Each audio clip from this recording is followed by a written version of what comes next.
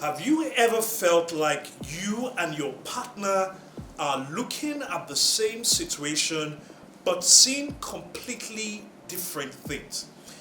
It's like the proverbial cup that is half filled with water, and someone sees it as being half full, and another person sees it as being half empty.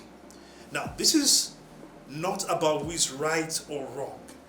It's about what we call relationship astigmatism, where our perspectives become distorted without us even realizing it. In vision terms, astigmatism occurs when the eye's cornea, which is the outermost part of the eye that directs light into the eye, or the lens, which is the crystalline substance in the eye, has an irregular shape. Now, because of the irregular shape, instead of light focusing on a single point on the retina, which is the back of the eye, the photographic plate at the back of the eye, it focuses on multiple points. Now, this gives rise to blurred or distorted vision at all distances. And this is what we call astigmatism. Now, let's apply this to relationships.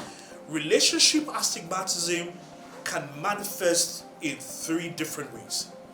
Number one, what we call the blame distortion. The blame distortion, you're always seeing your partner's flaws, but not your own. In your own perspective, as far as you're concerned, your flaws are not quite obvious. And that might be because you've lived so long with your flaws, that you've gotten so used to your flaws, that you actually don't identify them as flaws anymore. However, it's so easy to identify and to pick and to comment on your partner's flaws. This is the blame distortion. And because you see your partner's flaws more vividly and more clearly, you begin to apportion blame to your partner. Number two is the communication blow.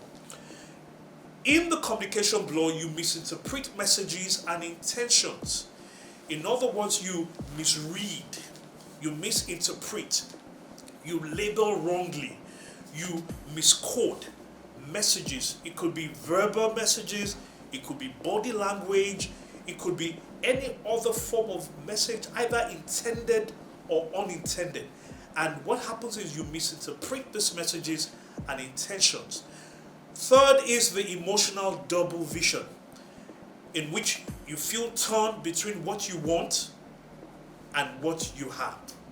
And thereby you're seeing two things, because there's a big tussle. There's a big war going on between what you desire and what you actually want. So in this instance, you might desire something in that relationship, but because you're not getting it from your partner, you feel torn, and it causes what we call relationship astigmatism. Now, what's the good news? The good news is that relationship astigmatism is correctable. Now, what are the practical solutions? You need a relationship vision correction kit.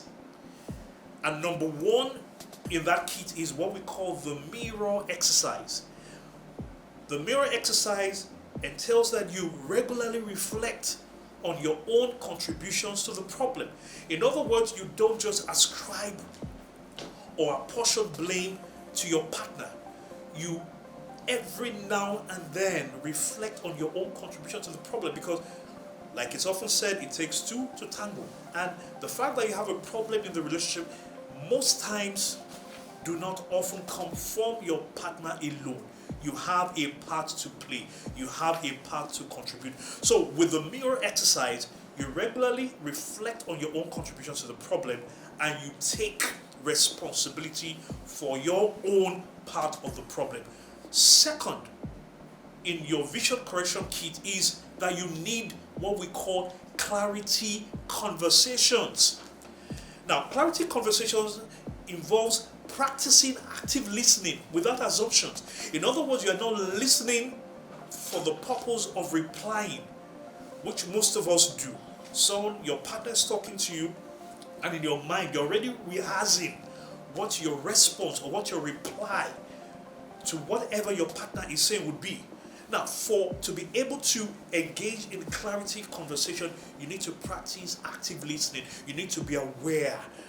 Your whole mind, your whole body must be present at that moment, and you're listening intently and attentively without making any assumption.